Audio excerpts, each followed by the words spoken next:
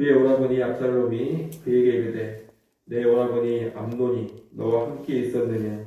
그러나 그는 내 오라버니이니 누이야 지금은 잠잠히 있고 이것으로 말미암아 근심하지 말라 하니라. 이에 다말이 그의 오라버니 압살롬의 집에 있어 처량하게 지내니라. 다윗 왕이 이 모든 일을 듣고 심히 노하니라. 압살롬은 암논이 그의 누이 다말을 욕되게 하였으므로 그를 미워하여 암논에 대하여 잘잘못을 압살롬이 말하지 아니하니라. 만 2년 후에 에브라임 곁 바알 하솔에서 압살롬이 양털을 깎는 일이 있음에 압살롬이 왕의 모든 아들을 청하고 압살롬이 왕께 나아가 말하되 이제 종에게 양털 깎는 일이 있사오니 청하건대 왕은 신하들을 데리시고 당신의 종과 함께 가사이다 하니 왕이 압살롬에게 이르되 아니라 내 아들아 이제 우리가 다 갈 것 없다. 내게 누를 끼칠까 하노라 하니라. 압살롬이 그에게 간청하였으나 그가 가지 아니하고 그에게 복을 비는지라. 압살롬이 이르되 그렇게 하지 아니하시려거든 청하건대 내 형 암논이 우리와 함께 가게 하옵소서.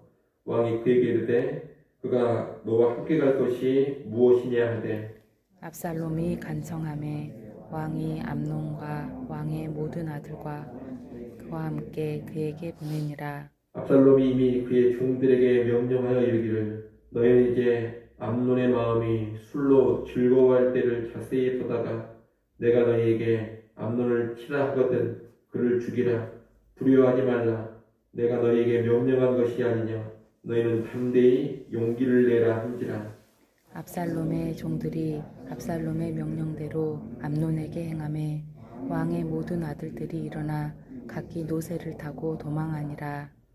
그들이 길에 있을 때 압살롬이 왕의 모든 아들들을 죽이고 하나도 남기지 아니하였다는 소문이 다윗에게 이르매 왕이 곧 일어나서 자기의 옷을 찢고 땅에 드러눕고 그의 신하들도 다 옷을 찢고 모셔 선지라. 다윗의 형 시므의 아들 요나답이 아뢰어 이르되 내 주여 젊은 왕자들이 다 죽임을 당한 줄로 생각하지 마옵소서. 오직 암논만 죽었으리이다. 그가 압살롬의 누이 다말을 욕되게 한 날부터 압살롬이 결심한 것이니이다. 그러하온즉 내 주 왕이여 왕자들이 다 죽은 줄로 생각하여 상심하지 마옵소서. 오직 암논만 죽었으리이다 하니라. 이에 압살롬은 도망하니라. 타수하는 청년이 눈을 들어보니 보아라 뒷산 언덕길로 여러 사람이 오는도다. 요나답이 왕께 아뢰되 보소서 왕자들이 오나이다. 당신의 종이 말한 대로 되었나이다 하고 말을 마치자 왕자들이 이르러 소리를 높여 통곡하니 왕과 그의 모든 신하들도 심히 통곡하니라. 압살롬은 도망하여 구술 왕 암미올의 아들 달메에게로 갔고 다윗은 날마다 그의 아들로 말미암아 슬퍼하니라. 압살롬이 도망하여 구슬로 가서 거기에 산지 3년이라. 다윗 왕의 마음이 압살롬을 향하여 간절하니 암논은 이미 죽었으므로 왕이 위로를 받았음이더라. 아멘. 암논에게 성폭행을 당하고 쫓겨난 다말은 죄를 뒤집어쓰고 채색 옷을 찢고 크게 울부짖었습니다. 오늘 본문은 그 뒤의 일로서 다말의 오빠인 압살롬이 때를 기다리다가 결국 암논을 죽여버린 일을 기록하고 있습니다. 우리는 오늘 본문의 사건을 통해 네 사람의 모습만 간단히 보도록 하겠습니다. 첫째는 암논입니다. 그는 다윗의 큰아들로서 왕이 계승자입니다. 그러한 자기의 힘과 권력을 믿고 무소불위로 행동했습니다. 포악한 죄를 짓고서도 또 그 죄에 대해 아무런 죄책감도 가지지를 않았습니다. 그리고 그 죄로 인해 2년 동안 아무 일도 없었습니다. 그는 여전히 왕자로 승승장구했고 큰 권력을 누렸습니다. 그러나 결국에는 자기의 그 죄로 인해서 왕이 계승되었던 그가 비참하게 죽임을 당하고 맙니다. 여러분, 죄라는 것은 이렇게 비참한 결과를 반드시 가져옵니다. 다윗도 그랬습니다. 다윗도 죄를 짓고 한동안 괜찮았습니다. 하지만 결국은 가슴 아픈 일들을 겪게 되지 않습니까? 다윗의 아들이 다윗의 딸을 성폭행하는 그런 비극을 겪게 됩니다. 그리고 다윗의 아들이 또 다른 다윗의 아들을 죽이는 형제간의 살인이라는 충격적인 비극도 겪게 됩니다. 암논 역시 그가 지은 죄의 결과로 비참한 결과를 스스로 초래하게 된 겁니다. 여러분, 죄라는 것은 덮어지는 것 같고 지금은 별 탈이 없어 보이지만 결국에는 우리의 숨통을 조이고 우리의 생명을 앗아갑니다. 죄의 삭은 실로 사망인 것입니다. 그러니 우리는 죄를 크게 경계할 수 있어야 하겠습니다. 범죄를 했는데도 별일이 없다면서 지금은 괜찮다면서 결코 안심하지 마십시오. 죄는 속히 깨닫고 또 깨달았다면 바로 회개할 줄 알아야 합니다. 죄 앞에서 언제나 신속한 회개 그리고 죄를 버리는 그런 모습으로 나아가시기를 바랍니다. 둘째로 다윗입니다.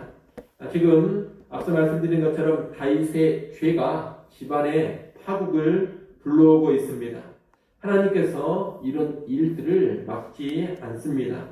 21절에 보면 다윗은 암논이 다말을 성폭행한 사실을 알았지만 심히 진노는 했어도 제대로 징계를 하지 않습니다.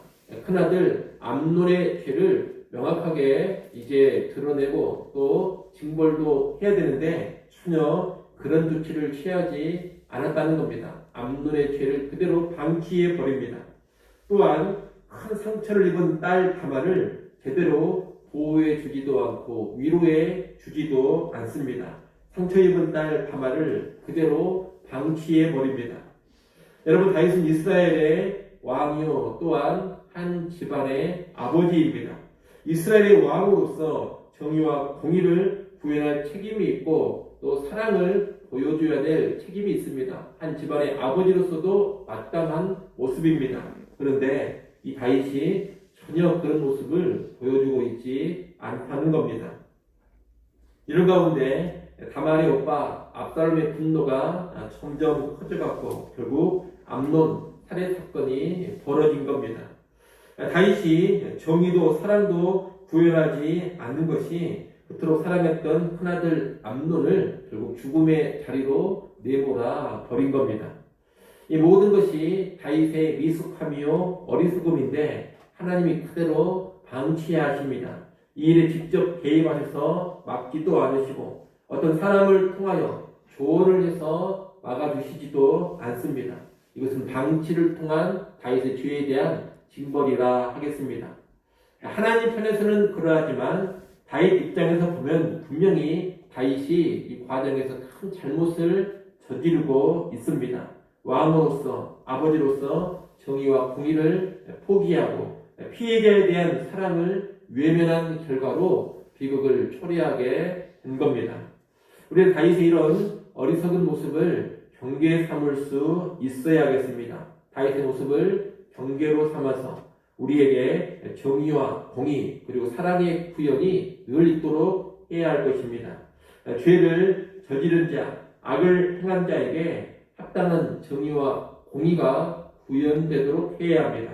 또 피해자, 억울한 약자에 대해서는 사랑의 모습을 보여줄 수 있어야 합니다. 그래야지만 더 큰 불행과 더 큰 화를 피할 수 있는 겁니다. 이를 잘 기억하시고 여러분의 삶 가운데 늘 정의와 공의를 앞세우시고 사랑해야 될 사람을 사랑하는 그런 모습을 잊지 않기를 바랍니다. 셋째로 압살롬입니다. 그는 여동생 다말이 성폭행 당한 것을 알고 함부로 움직이지를 않습니다. 분노했지만 참습니다. 아버지 다윗 왕이 아무런 조치를 취하지 않았지만 자기 혼자 섣불리 움직였다가는 오히려 화를 당할 수 있었기 때문에 꾹 참은 겁니다. 그래서 2년 동안 철저하게 아버지 다윗도 속이고 형 암논도 속입니다. 전혀 오난이나 불만이 없는 것처럼 행동합니다. 그렇게 2년을 기다리다가 결국 기회를 만들어서 복수합니다. 참으로 치밀한 복수다 하겠습니다.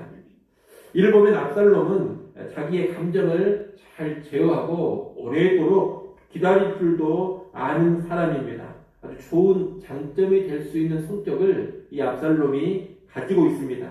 하지만 그는 이 좋은 성격을 악한 일을 행하는 쪽으로 발휘했습니다. 자기의 오남, 자기의 복수의 욕망을 이루는 쪽으로 사용을 해버린 겁니다. 그러니까 이 좋은 장점을 하나님의 뜻을 이루는 방향으로 사용했더라면 얼마나 좋았겠습니까? 그런데 그는 그러지를 않았습니다. 그가 인내한 2년의 기간은 선을 이루기 위한 인내의 기간이 아닌 오직 복수하기 위한 인내의 기간이었습니다. 그는 겉으로는 아무 일 없는 듯 행했습니다. 다 용서한 것 같았고 다 잊어버린 것 같았습니다.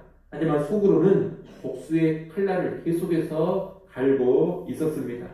용서의 침묵이 아닌 칼을 가는 침묵이었고 화해에서 웃는 웃음이 아닌 칼을 숨긴 그런 웃음이었습니다. 우리는 이런 복수심에 불타 살아가는 인생에 되어서는 안 되겠습니다. 복수라는 것은 파탄을 초래하고 비극을 가져다 줍니다. 오늘 본문도 보면 이 압살롬이 복수는 했지만 그로 인해 이 압살롬 그 자신 또한 기나긴 고통의 시간을 보내게 됩니다.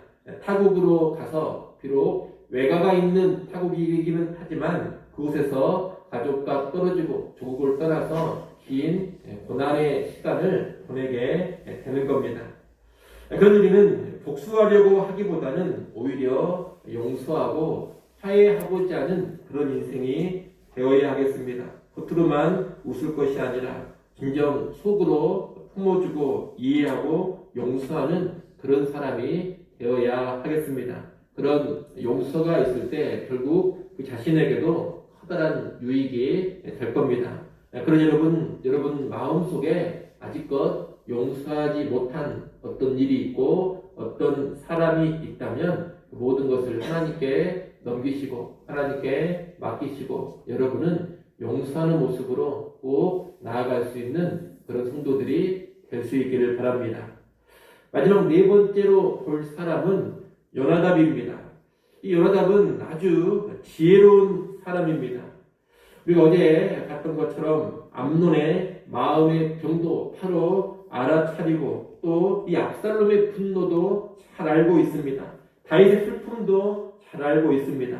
그리고 어떻게 하면 그들이 원하는 것을 얻을 수 있는지 또 그 일의 결과가 무엇인지 사태가 어떻게 진행되는지도 아주 훤히 꿰뚫고 있습니다. 대단한 지혜의 소유자라고 말할 수가 있겠습니다. 그런데 이 요나답이 아주 대단한 지혜를 소유하고 있지만 그에게 무엇이 없느냐? 사랑이 없습니다. 사람들의 아픔과 상처, 파탄에 별로 관심이 없는 겁니다. 그저 지혜로 머리만 굴리면서 말하고 다닐 뿐입니다. 성경은 이런 지혜를 가리켜서 뭐라고 부르느냐? 간교함이라고 부릅니다.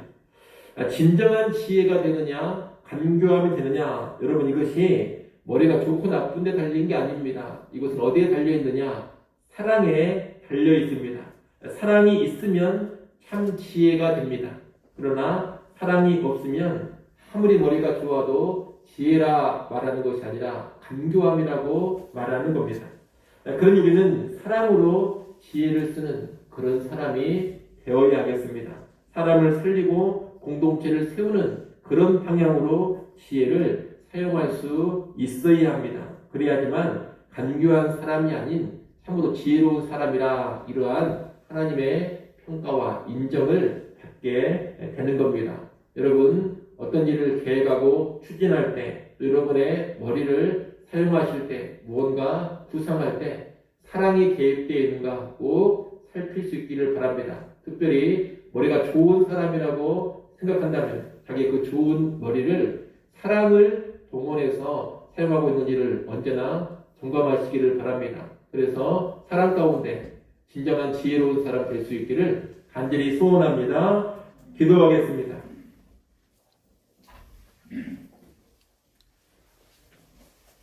하나님 아버지, 여러 인간 군상들의 모습을 보았습니다. 각 사람들을 보면서 우리에게 필요한 것들을 잘 적용할 수 있도록 은혜를 베풀어 주시옵소서. 죄의 비참한 결과를 반드시 알게 하셔서 죄를 피하고 죄를 회개할 수 있는 사람 되게 하시고, 또 우리의 위치에서 사랑과 정의를 구현하는 성도들 되게 하여 주옵소서. 복수심을 버리고 용서할 줄도 아는 사람 되게 하시고, 또한 모든 지혜를 사랑으로 활용하는 참된 지혜자 되게 하여 주시옵소서. 아버지 하나님, 또 하나님께 나와 기도할 수 있게 해주셔서 감사합니다. 기도하는 이 시간 주님과 친밀히 교제하는 기쁨의 시간 되게 하시고, 우리의 모든 걱정과 근심과 염려를 하나님께 맡겨버림으로써 하늘 평안 누리는 시간 되게 하여 주시옵소서. 주의 궁일과 은혜를 힘입어 이 땅에 하루하루 살아가게 하여 주시옵소서. 오늘 하루도 나의 날이 아닌 주의 날인 것을 다시금 기억하게 하시고, 나의 영광과 나의 욕망을 위해 살아가는 것이 아니라 하나님의 뜻을 이루어드리는 한 날 되게 하여 주시옵소서. 예수님의 이름으로 기도드리옵나이다. 아멘.